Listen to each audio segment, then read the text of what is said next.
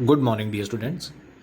Previous video में हम लोगों ने कैश फ्लो स्टेटमेंट की ऑपरेटिंग एक्टिविटी के बारे में डिस्कस किया था और सबसे फर्स्ट टॉपिक हमने किया था calculation of net profit before tax.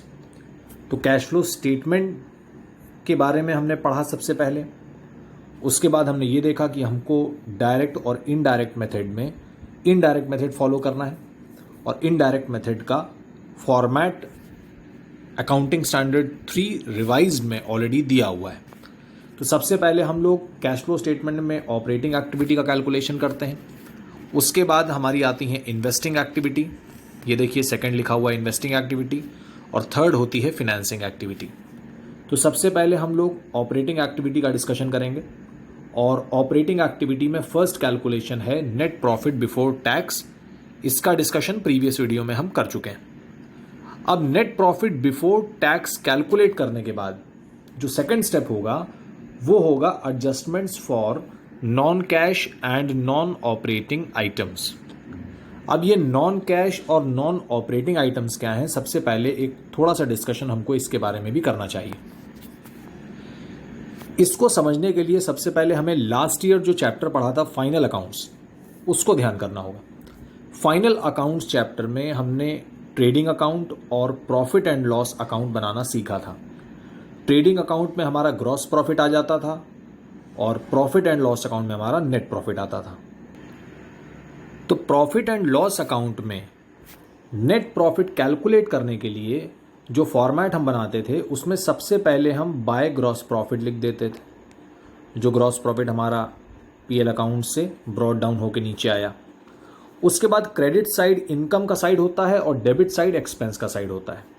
Debit side में हम इनडायरेक्ट एक्सपेंसेस लिखते थे और क्रेडिट साइड में इनडायरेक्ट इनकम्स।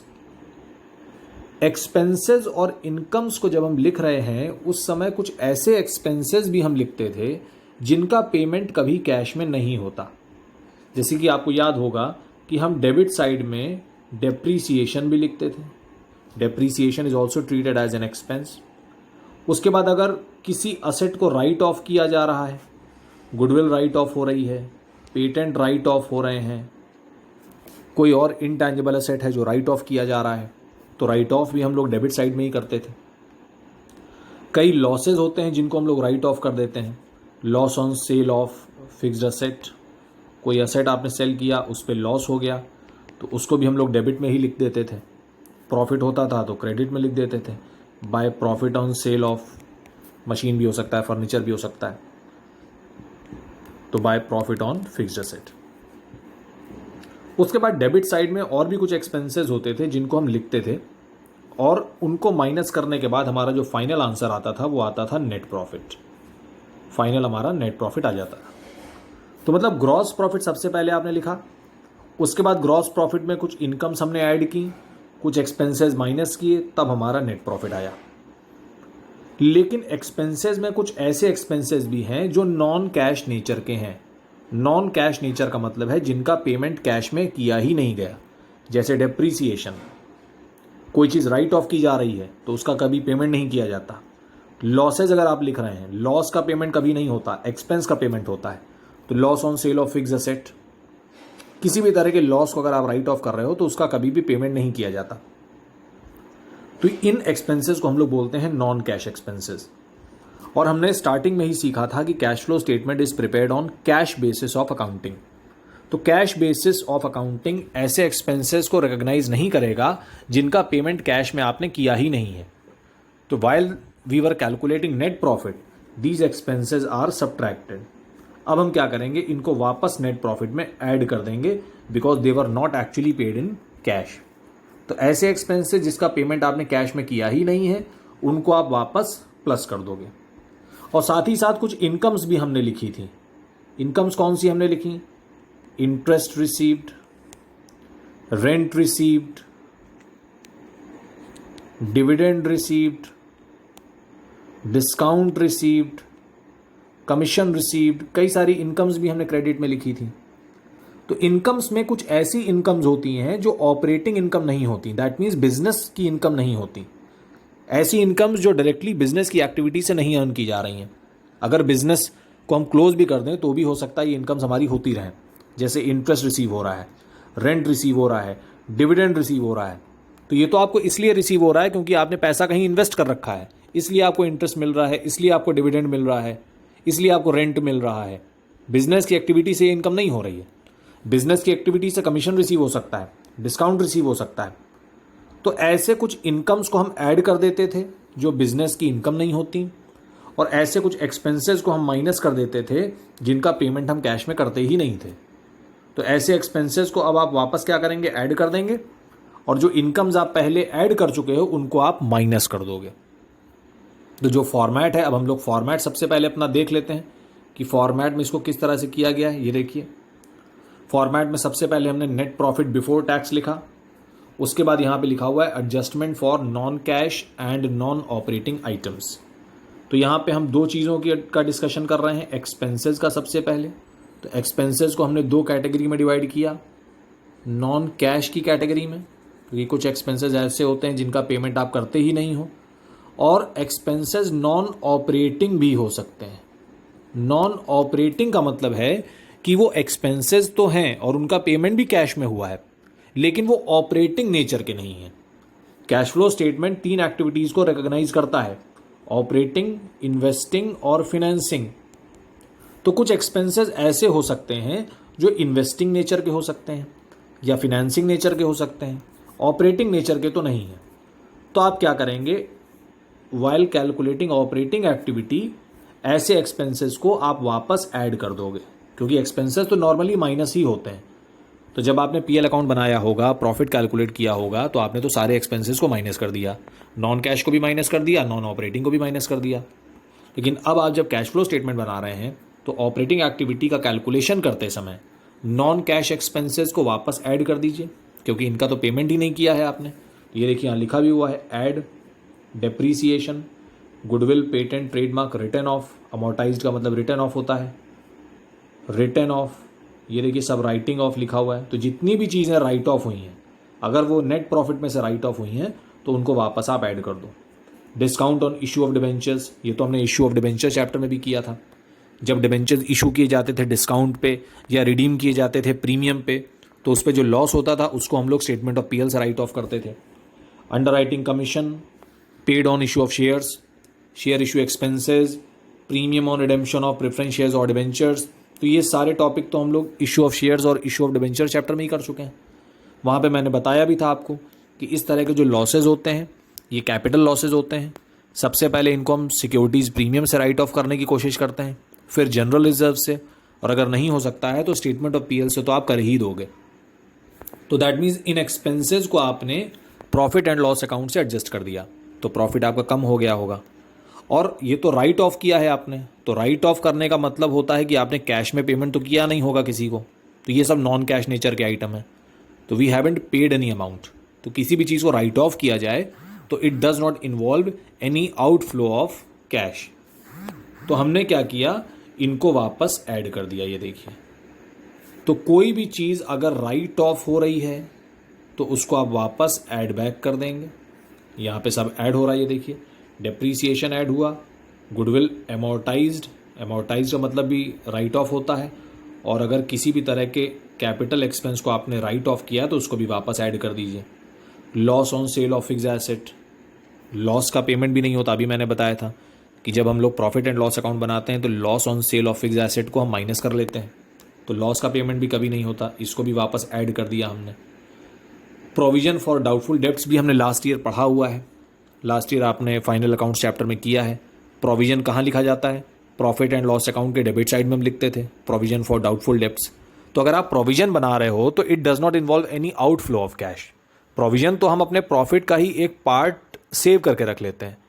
तो अगर प्रॉफिट का कुछ हिस्सा आपने सेव करके रखा है तो this is not at all any payment, ये कोई पेमेंट नहीं हुआ, it does not involve any outflow of cash. तो उसको भी वापस हमने देखिए ऐड कर दिया। तो ये ऐसे आइटम्स हैं जो नॉन कैश नेचर के हैं, इनका पेमेंट कैश में नहीं हुआ है, तो आपने प्रॉफिट में इनको ऑलरेडी माइनस कर दिया था, तो अब आपने इसको वापस प्लस कर दिया। और उसी के साथ साथ कुछ चीज़ें यहाँ पे और लिखी हैं, जैसे यहाँ लिखा है इंटरेस्ट ऑन बोरोइंग, ये देखिए लिखा हुआ है interest on borrowing, interest on bank overdraft. अब ये किस तरह के आइटम्स हैं, अगर आप कहीं से लोन लेते हैं तो ऑब्वियस है कि आप उस पर इंटरेस्ट पे करोगे, तो उसको हम लोग बोलते हैं इंटरेस्ट ऑन बोरोइंग। तो ये तो एक प्रॉपर पेमेंट होता है, लेकिन ये पेमेंट होता है फिनेंसिंग नेचर का, ये पेमेंट ऑपरेटिंग नेचर का नहीं है। ये पेमेंट तो है, इस बात में ये बात गलत नहीं है, लेकिन ये ऑपरेटिंग नेचर का पेमेंट नहीं है, ये फिनेंसिंग नेचर का पेमेंट है। तो इसे आपको ऑपरेटिंग एक्टिविटी में ऐड कर देना चाहिए और फिनेंसिंग एक्टिविटी में जाके माइनस करना चाहिए। तो आप कोई लोन लेंगे, आप डिबेंचर इशू करेंगे, आप बैंक ओवरड्राफ्ट लेंगे, कैश क्रेडिट लेंगे, तो ये सब हमारा बोरोड कैपिटल का पार्ट हो जाता है। और मैंने पहले ही वीडियो में बताया था कि अगर कैपिटल स्ट्रक्चर में कोई चेंज आ रहा है या कैपिटल स्ट्रक्चर से जुड़ा हुआ कोई ट्रांजैक्शन है तो वो फिनेंसिंग एक्टिविटी में ही आएगा। तो इंटरेस्ट ऑन डिबेंचर्स डिबेंचर से जुड़ा हुआ आइटम है और डिबेंचर बोरोड कैपिटल का पार्ट है। तो कैपिटल स्ट्रक्चर से जुड़े हुए ट्रांजैक्शंस सब फिनेंसिंग एक्टिविटी का पार्ट होते हैं। तो इसको हम लोग फिनेंसिंग एक्टिविटी में माइनस करेंगे। ये एक्सपेंस है तो माइनस तो होगा, लेकिन फिनेंसिंग में होगा, ऑपरेटिंग में नहीं होगा। तो ऑपरेटिंग एक्टिविटी में हम क्या कर रहे हैं, इसको ऐड बैक कर दे रहे हैं। और अगर आप फिनेंसिंग एक्टिविटी में चेक करें तो फिनेंसिंग एक्टिविटी में इसको देखिए माइनस किया गया होगा। ये है फिनेंसिंग एक्टिविटी। और फिनेंसिंग एक्टिविटी में हम देखेंगे इंटरेस्ट ऑन डिबेंचर्स पेड, ये देखिए ब्रैकेट में लिखा हुआ है, माइनस किया जा रहा है। Interest on bank overdraft minus किया जा रहा है फिनेंसिंग एक्टिविटी में। तो ऑपरेटिंग में हमने प्लस कर दिया और फिनेंसिंग में माइनस कर दिया। तो ये एक प्रॉपर एक्सपेंस है, लेकिन सिर्फ इसका हम जगह चेंज कर रहे हैं, ऑपरेटिंग से हटा के फिनेंसिंग में इसको लिख दे रहे हैं। तो ये हो गया इंटरेस्ट पेड और डिविडेंड पेड के बारे में। तो सबसे पहले तो हमने एक्सपेंसेस के बारे में डिस्कस किया कि एक्सपेंसेस हमारे नॉन कैश भी हो सकते हैं और नॉन ऑपरेटिंग भी हो सकते हैं। तो हम एक्सपेंसेस के बारे में डिस्कशन कर रहे थे। तो एक्सपेंसेस को दो कैटेगरी में डिवाइड किया गया, non cash and non operating. Expenses पहले माइनस किए जाते हैं, तो अब हम क्या कर रहे थे, इनको वापस ऐड बैक कर रहे थे। ये देखिए ऐड। अब इनकम्स के बारे में बात कर लेते हैं। अभी मैंने प्रॉफिट एंड लॉस अकाउंट के फॉर्मेट के थ्रू आपको समझाया कि प्रॉफिट एंड लॉस अकाउंट में क्रेडिट साइड में हम लोग इनकम्स लिखते थे। बहुत सारी इनकम होती थी, interest received, dividend received, rent received, income tax refund received और कमीशन रिसीव्ड, डिस्काउंट रिसीव्ड। तो बहुत सारी इनकम रिसीव हो रही हैं, पर इसमें कुछ इनकम ऐसी भी हैं जो नॉन ऑपरेटिंग नेचर की हैं। इनकम के लिए हम नॉन कैश वर्ड यूज़ नहीं करेंगे। इनकम है तो कैश तो मिला ही होगा, लेकिन ज़रूरी नहीं है कि वो बिजनेस की इनकम हो। तो इसलिए जो नॉन ऑपरेटिंग नेचर की इनकम है उसको अब हम वापस माइनस कर देंगे, क्योंकि नॉर्मली इनकम तो प्लस कर दी होगी आपने। जब आपने पीएल अकाउंट बनाया तो इनकम तो ऑलरेडी प्लस हो चुकी है। अब आप उसको हटा रहे हैं, यहाँ से माइनस कर रहे हैं। क्यों कर रहे हैं? क्योंकि वो ऑपरेटिंग नेचर की नहीं है। वो जिस नेचर की है उसको वहाँ पे लिखिए जाके। अगर वो इन्वेस्टिंग नेचर की है तो आप इन्वेस्टिंग में उसको ऐड करिए। अगर वो ऑपरेटिंग नेचर की होती तो हम कुछ ना करते, लेकिन वो ऑपरेटिंग नेचर की नहीं है। ऐसी कौन सी इनकम्स हो सकती हैं? ये देखिए नीचे यहाँ लिखी हुई हैं, लेस किया जा रहा है। कौन सी इनकम्स हैं? Interest income, dividend income, rental income. ये इनकम आपको क्यों हो रही है? क्योंकि आपने पैसा इन्वेस्ट किया है। किसी कंपनी के डिबेंचर्स आपने परचेज कर लिए तो आपको इंटरेस्ट मिलेगा। किसी बैंक में आपने एफडी करा दी, इंटरेस्ट मिलेगा। किसी कंपनी के शेयर्स परचेज कर लिए, डिविडेंड मिलेगा। आपने अपना जो फैक्ट्री का बिल्डिंग है या ऑफिस का बिल्डिंग है उसको रेंट पे दे दिया तो रेंटल इनकम हो रही है आपको। तो ये बिजनेस की एक्टिविटी से नहीं हो रही है। उसके बाद कोई फिक्स एसेट आप सेल करते हो तो उस पर प्रॉफिट हो जाता है आपको, तो ये भी आपकी बिजनेस एक्टिविटी से इनकम नहीं हो रही है। तो ये किस तरह की इनकम है? ये सब आपकी इन्वेस्टिंग नेचर की इनकम है। तो इनको आप ऑपरेटिंग एक्टिविटी से हटा देंगे और इन्वेस्टिंग एक्टिविटी जब आप करेंगे तो उसमें आप ये देखिए ऐड करेंगे। तो जब हम इन्वेस्टिंग एक्टिविटी सॉल्व करेंगे तो ये देखिए इंटरेस्ट रिसीव्ड, रेंट रिसीव्ड, ये सब यहाँ पे लिखा हुआ है, डिविडेंड रिसीव्ड, ये देखिए सब पॉजिटिव फिगर है, ऐड किया जा रहा है।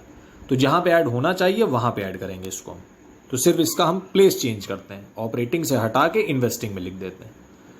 तो इतना अगर हम लोग कर लेंगे, हम लोग सबसे पहले नेट प्रॉफिट बिफोर टैक्स निकालेंगे, फिर हम लोग एक्सपेंसेस को ऐड बैक करेंगे, इनकम्स को माइनस करेंगे, और इतना करने के बाद आपका आंसर आ जाएगा operating profit before working capital changes.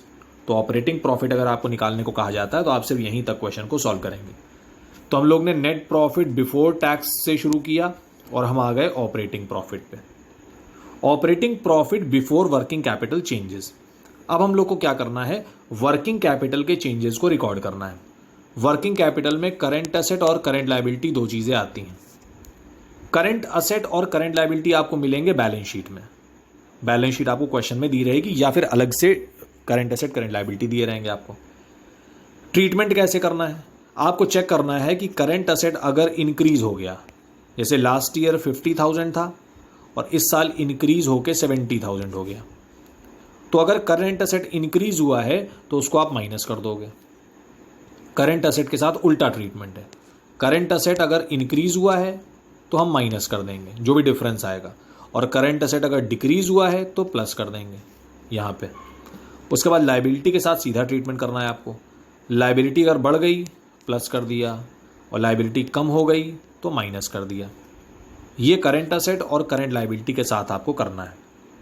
तो ऐड क्या करना है, ऐड कब करेंगे, जब करंट असेट कम हो जाएगा। ये देखिए लिखा हुआ है decrease in current investment, decrease in stock, ये सब आपके क्या है, ये करंट असेट ही तो हैं। ये जितने डिक्रीज वाले लिखे हैं ये सब करंट असेट हैं। और लायबिलिटी के केस में ऐड क्या होगा, जब लायबिलिटी इंक्रीज करेगी। तो ये देखिए लिखा है increase in trade payable, outstanding expense, advance income, ये सब लायबिलिटी होती है। तो ये करंट लायबिलिटी लिखी है, ये करंट असेट लिखे हैं। तो करंट असेट ऐड कब हो रहा है, जब डिक्रीज कर रहा है। तो ये देखिए यहाँ पे माइनस का साइन मैंने बना दिया। और लेस में क्या है, लेस कब होगा, जब आपका जो करंट असेट है वो इंक्रीज करेगा। तो यही यहाँ पे देखिए लिखा हुआ है सब नीचे। तो करंट असेट के साथ उल्टा ट्रीटमेंट, करंट असेट अगर बढ़ गया तो माइनस कर दीजिए, कम हो गया तो प्लस कर दीजिए। और लायबिलिटी के साथ सीधा ट्रीटमेंट है, इंक्रीज कर गया तो प्लस, डिक्रीज कर गया तो माइनस। ये क्वेश्चन में आपको आराम से मिल जाएगा। तो इतना सब कुछ करेंगे हम तो आ जाएगा हमारा answer cash generated from operations. और ये आंसर निकालने के बाद लास्ट में हमको इनकम टैक्स पेड माइनस कर देना है अगर दिया है क्वेश्चन में। और इनकम टैक्स पेड माइनस करने के बाद फाइनल आंसर हमारा आ जाएगा cash flow from operating activities. अगर ये आंसर पॉजिटिव आता है तो आप लिखेंगे cash flow from operating activity. अगर नेगेटिव आंसर आता है तो लिखेंगे cash used in operating activity. तो या तो फ्रॉम लिखेंगे या यूज्ड इन लिखेंगे। तो पॉजिटिव आता है तो फ्रॉम और निगेटिव आता है तो यूज्ड इन। तो इस तरह से हमारा ये ऑपरेटिंग एक्टिविटी का फॉर्मेट पूरा कंप्लीट होता है। तो अब हम लोग इलस्ट्रेशंस देखेंगे जिसमें ऑपरेटिंग एक्टिविटी सॉल्व किया गया है। उसके बाद हम लोग इन्वेस्टिंग एक्टिविटी बाद में करेंगे, पहले हम लोग ऑपरेटिंग एक्टिविटी को कंप्लीट करेंगे। तो ये इलस्ट्रेशन नंबर 16 देखिए दिया हुआ है और इसमें हमको ऑपरेटिंग प्रॉफिट निकालना है सिर्फ। तो नेट प्रॉफिट बिफोर टैक्स तो क्वेश्चन में ही दे रखा है, तो हमने सॉल्यूशन में सबसे पहले देखिए नेट प्रॉफिट बिफोर टैक्स लिख दिया, गिवन है 372,500। उसके बाद आपको ऐड करना होता है non cash and non operating expenses. तो एक्सपेंसेस तो नॉन कैश भी होते हैं, नॉन ऑपरेटिंग भी होते हैं, लेकिन इनकम के केस में नॉन ऑपरेटिंग ही होती हैं सिर्फ। तो इनकम को हम माइनस करेंगे क्योंकि पहले ही प्लस की गई होती हैं, और एक्सपेंस को हम प्लस कर रहे हैं क्योंकि पहले इनको माइनस किया गया होगा। तो अब देखते हैं क्वेश्चन में क्या क्या दिया है आपको। क्वेश्चन में आपको डेप्रीसिएशन दिया है, नॉन कैश एक्सपेंस है, इंटरेस्ट ऑन डिबेंचर्स। तो डिबेंचर्स पे हम इंटरेस्ट पे कर रहे हैं, यहाँ लिखा नहीं कि interest paid on debentures. Debentures पे इंटरेस्ट रिसीव भी हो सकता है, लेकिन बाय डिफॉल्ट हम उसको पेड ही मानते हैं, रिसीव्ड हम तब तक नहीं मानेंगे जब तक दिया ना हो। तो डेप्रीसिएशन भी एक्सपेंस है non cash, interest on debentures भी एक्सपेंस है, ये नॉन ऑपरेटिंग नेचर का है, इसको भी प्लस करेंगे। इंटरेस्ट ऑन बैंक ओवरड्राफ्ट, ये भी नॉन ऑपरेटिंग नेचर का है। Share issue expenses return of, goodwill amortised, ये दोनों ही चीज़ राइट ऑफ की गई हैं, तो वापस प्लस कर दीजिए क्योंकि राइट ऑफ करने में कैश का कोई इन्वॉल्वमेंट नहीं होता। तो इसको हम वापस, ये देखिए यहाँ प्लस कर रहे हैं, सब लिखा है यहाँ पे, डेप्रीसिएशन, इंटरेस्ट, शेयर इशू और गुडविल। उसके बाद loss on sale of machinery, तो लॉस का पेमेंट भी नहीं किया जाता, इसको भी वापस ऐड कर देंगे। उसके बाद इंटरेस्ट एंड डिविडेंड रिसीव्ड, तो ये बिजनेस की इनकम तो नहीं है। और gain on sale of investment, ये भी बिजनेस की इनकम नहीं है, पहले प्लस हुई होगी अब माइनस कर दिया, ये देखिए दोनों माइनस हो गई। तो हमारा आंसर आ जाएगा ऑपरेटिंग प्रॉफिट। तो इसमें प्लस वाले आइटम्स को प्लस कर दिया, फिर उसके बाद दो आइटम माइनस हो गए, आंसर आ गया।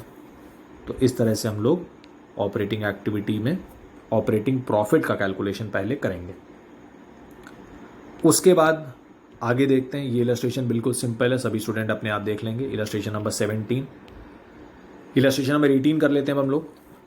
लिखा हुआ है calculate operating profit before working capital changes. तो आपको सिर्फ ऑपरेटिंग प्रॉफिट निकालना है। तो सबसे पहले हमको नेट प्रॉफिट बिफोर टैक्स निकालना होगा। अब क्वेश्चन में देखिए आपको बैलेंस शीट दिया हुआ है। मैंने लास्ट टाइम पे भी बताया था कि अगर आपको नेट प्रॉफिट बिफोर टैक्स निकालना हो तो आप पूरी बैलेंस शीट नहीं देखेंगे, हम सिर्फ रिजर्व एंड सरप्लस और शॉर्ट टर्म प्रोविजन इन दो हेडिंग्स पे फोकस करेंगे। Note number 1, note number 3। तो ये आते हैं नोट नंबर पे। फर्स्ट नोट, यहाँ पे हमको सरप्लस मिल गया। सबसे पहले हमको प्रॉफिट चाहिए। लास्ट ईयर 120 था, ये देखिए पहले 18 है फिर 19 है यहाँ पे। तो हमको इस तरह से देखना होगा, राइट टू लेफ्ट। तो लास्ट ईयर प्रॉफिट था 120, अभी हो गया 180। तो करेंट ईयर का प्रॉफिट कितना हो गया? That means 60,000। उसके बाद general reserve, last year 6 lakh, अभी 650 है। तो 50,000 ट्रांसफर टू रिजर्व हो गया, ऐड कर दिया। उसके बाद third note, short term provision. Last year provision था 1 लाख, अभी है 1,10,000। तो प्रीवियस वीडियो में मैंने बताया था कि प्रोविजन फॉर टैक्स में डिफरेंस नहीं दिया जाता। लास्ट ईयर की फिगर को आप पेड मानते हैं, इनकम टैक्स पेड, और करेंट ईयर को आप प्रोविजन मानते हैं। तो अभी तो हमको प्रोविजन चाहिए, तो अभी हम 1,10,000 की फिगर को कंसिडर करेंगे। ये आपने ऐड कर ली। इतना अगर आप ऐड करते हैं तो हमारा नेट प्रॉफिट बिफोर टैक्स आ जाएगा 2,20,000 रुपये। तो सॉल्यूशन में सबसे पहले हम 2,20,000 रुपये को लिखेंगे। ये देखिए नेट प्रॉफिट बिफोर टैक्स 2,20,000 यहाँ पे कैलकुलेट भी किया गया है। तो सभी स्टूडेंट इस कैलकुलेशन को देख लेंगे। उसके बाद हम लोग एडजस्टमेंट करते हैं non cash and non operating items के। तो देखिए क्वेश्चन में तो सिर्फ बैलेंस शीट दी है आपको, तो एक्सपेंस और इनकम के बहुत ज़्यादा अमाउंट आपको नहीं दिए होंगे। तो शेयर कैपिटल से तो कुछ नहीं मिलेगा। रिजर्व एंड सरप्लस हम लोग ऑलरेडी कर चुके, शॉर्ट टर्म प्रोविजन ऑलरेडी कर चुके। ट्रेड पेबल और करेंट लायबिलिटी का ट्रीटमेंट तो वर्किंग कैपिटल चेंजेस में किया जाता है, तो वो तो ऑपरेटिंग प्रॉफिट के बाद ही होगा। अब हम लोग करेंट एसेट का ट्रीटमेंट भी नहीं करेंगे क्योंकि वो भी वर्किंग कैपिटल में होगा। तो बचा सिर्फ और सिर्फ करेंट एसेट। करेंट एसेट हमारे पास टैंजिबल एसेट्स हैं, लेकिन इसका ट्रीटमेंट भी हम लोग नहीं कर सकते। लेकिन करेंट एसेट्स जो नॉन करेंट एसेट्स हैं उस पर डेप्रीसिएशन हो सकता है। तो हो सकता है क्वेश्चन में दिया हो हमको, ये देखिए यहाँ दिया हुआ है डेप्रीसिएशन 1,10,000 हमको दे रखा है। तो सिर्फ आप इसी को ऐड कर देंगे बस, क्योंकि डेप्रीसिएशन तो एक नॉन कैश एक्सपेंस है। बस इतना करने के बाद हमारा आंसर आ जाएगा 3,30,000 ऑपरेटिंग प्रॉफिट आ गया। तो इस तरह से ये इलस्ट्रेशन भी हमारा कंप्लीट हो जाएगा। कुछ इसमें दिया नहीं था, सिर्फ नेट प्रॉफिट बिफोर टैक्स ही एक तरह से हमको कैलकुलेट करना था बस। उसके बाद इलस्ट्रेशन नंबर 22 देख लेते हैं। इसमें एक पॉइंट पे सिर्फ हमको ध्यान देना होगा बस। इलस्ट्रेशन 22 में फिर से ऑपरेटिंग एक्टिविटी निकालना है। सरप्लस आपको दे रखा है, ये 18 है, ये 19 है। तो लेफ्ट, ये राइट टू लेफ्ट चलेंगे हम लोग। तो लास्ट ईयर 2 लाख, अभी 3 लाख, तो 1 लाख का तो प्रॉफिट हो गया हमको। तो सबसे पहले कैलकुलेशन होगा हमारा नेट प्रॉफिट बिफोर टैक्स का। तो ये देखिए नेट प्रॉफिट बिफोर टैक्स का कैलकुलेशन किया जा रहा है नीचे। Profit for the year 1 lakh. इसमें 4 आइटम्स ऐड किए जाते हैं, अगर दिए होंगे क्वेश्चन में तो ही ऐड करेंगे। तो यहाँ तो कुछ दिया नहीं है और, तो यही हमारा नेट प्रॉफिट बिफोर टैक्स हो गया। तो सॉल्यूशन में सबसे पहली फिगर आती है नेट प्रॉफिट बिफोर टैक्स की, तो उसको हमने लिख दिया है 1 लाख रुपए। उसके बाद ट्रेड रिसीवेबल तो असेट होता है, करंट इन्वेस्टमेंट भी असेट होता है, तो अभी हमको असेट का ट्रीटमेंट तो करना नहीं है। प्रोविजन फॉर डेप्रीसिएशन आ गया। अब लास्ट ईयर 3, अभी 320, तो दैट मीन्स करेंट ईयर 20,000 का डेप्रीसिएशन चार्ज किया गया है। तो हमने लिख दिया add non cash expense provision for depreciation, और यहाँ पे देखिए लिखा हुआ है 20,000 रुपीज़। उसके बाद आउटस्टैंडिंग रेंट है, ये भी लाइबिलिटी है। प्रीपेड इंश्योरेंस असेट है। गुडविल देखिए पहले 2 लाख थी, अभी 1,60,000 हो गई, तो दैट मीन्स गुडविल को राइट ऑफ किया गया है। तो ये भी नॉन कैश एक्सपेंस है, 40,000 ऐड हो गया। और लास्ट में इन्वेंट्री दिया, तो ये तो असेट हो गया। तो दैट मीन्स अभी हमको एक्सपेंस के अलावा, एक्सपेंस में 2 चीज़ के अलावा और कुछ नहीं दिया, तो हमारा ऑपरेटिंग प्रॉफिट आ जाएगा बिफोर वर्किंग कैपिटल चेंजेस। तो 1 लाख में हम लोग 60 ऐड कर देंगे, 1,60,000 आ गया ऑपरेटिंग प्रॉफिट। इसके बाद वर्किंग कैपिटल के चेंजेस को रिकॉर्ड किया जाता है। तो वर्किंग कैपिटल के रिगार्डिंग तो काफ़ी चीज़ें दी हैं हमको। ट्रेड रिसीवेबल दिया है, तो ट्रेड रिसीवेबल देखिए लास्ट ईयर 140, अभी 180, 40,000 बढ़ गया, तो हम 40,000 माइनस कर देंगे क्योंकि एसेट के साथ उल्टा ट्रीटमेंट है, तो लेस करेंगे। ये देखिए 40,000 रुपये। उसी के बाद ट्रेड रिसीवेबल के बाद करंट इन्वेस्टमेंट दिया है। करंट इन्वेस्टमेंट को बहुत ध्यान से करने की ज़रूरत है। करंट इन्वेस्टमेंट को हम लोग वर्किंग कैपिटल का पार्ट कंसिडर करते हैं, लेकिन अगर करंट एसेट की जगह शॉर्ट टर्म इन्वेस्टमेंट दिया होता या मार्केटेबल सिक्योरिटी दिया होता तो इसको हम लोग कंसिडर नहीं करते, क्योंकि इसको कैश एंड कैश इक्विवेलेंट के अंडर में कंसिडर किया जाता है। और कैश एंड कैश इक्विवेलेंट का ट्रीटमेंट पूरे कैश फ्लो स्टेटमेंट में सबसे लास्ट में किया जाता है, अभी नहीं किया जाएगा, सबसे लास्ट में किया जाएगा। तो करंट इन्वेस्टमेंट का ट्रीटमेंट तो आप वर्किंग कैपिटल में कर सकते हो। ये देखिए यहाँ किया भी गया होगा। करंट इन्वेस्टमेंट हमारा कम हो रहा था तो हमने उसको ऐड कर दिया, because it is an asset, उल्टा ट्रीटमेंट होता है। लेकिन अगर करंट एसेट की जगह अगर करंट इन्वेस्टमेंट की जगह शॉर्ट टर्म इन्वेस्टमेंट लिखा होता या मार्केटेबल सिक्योरिटी लिखा होता तो उसका ट्रीटमेंट हम यहाँ नहीं कर सकते थे, because both these items are part of cash and cash equivalents, और कैश एंड कैश इक्विवेलेंट का ट्रीटमेंट कैश फ्लो स्टेटमेंट में सबसे लास्ट में किया जाता है। तो ये ध्यान रखेंगे सभी स्टूडेंट। बाकी आपको सिंपल असेट लाइबिलिटी दी हुई है। आउटस्टैंडिंग रेंट लाइबिलिटी होती है, बढ़ रहा है तो प्लस हो जाएगा, ये देखिए प्लस हो गया। प्रीपेड इंश्योरेंस कम हो रहा है तो ये भी प्लस हो जाएगा। और इन्वेंट्री ये बढ़ रही है तो माइनस हो जाएगी, ये देखिए इन्वेंट्री माइनस हो गई। तो 160 तो हमने पहले ही निकाल लिया था, 160 तो ऑपरेटिंग प्रॉफिट निकाल लिया था हमने, उसमें आपने 46 ऐड कर दिया और 80 माइनस कर दिया, आंसर आ गया 1,26,000। Cash flow from operating activities positive answer है। तो इस तरह से ऑपरेटिंग एक्टिविटी का आंसर आप निकाल सकते हो। अब ऐसे ही इलस्ट्रेशन नंबर 23 कर लेंगे सभी स्टूडेंट, बिल्कुल सिंपल इलस्ट्रेशंस हैं। इलस्ट्रेशन नंबर 23 और 24 आपका बहुत आसानी से हो जाएगा। इसमें भी करंट इन्वेस्टमेंट देखिए दिया हुआ है, तो करंट इन्वेस्टमेंट का ट्रीटमेंट तो हम लोग कर सकते हैं, लेकिन मार्केटेबल सिक्योरिटी और शॉर्ट टर्म इन्वेस्टमेंट का ट्रीटमेंट हम नहीं करेंगे, ये ध्यान रखिएगा। सारा क्वेश्चन सॉल्व किया हुआ है, वर्किंग नोट भी बना हुआ है। तो इन दो इलस्ट्रेशंस को सभी स्टूडेंट अच्छे से देख लें, इसमें कोई डाउट नहीं होना चाहिए, बिल्कुल सिंपल इलस्ट्रेशंस हैं। इलस्ट्रेशन नंबर 25 मैं नेक्स्ट वीडियो में करा दूंगा। तो आज हम इतना ही करेंगे। इसमें कोई डाउट आता है तो आप मुझे व्हाट्सएप पे मैसेज करके पूछ सकते हैं। Thank you so much, God bless you.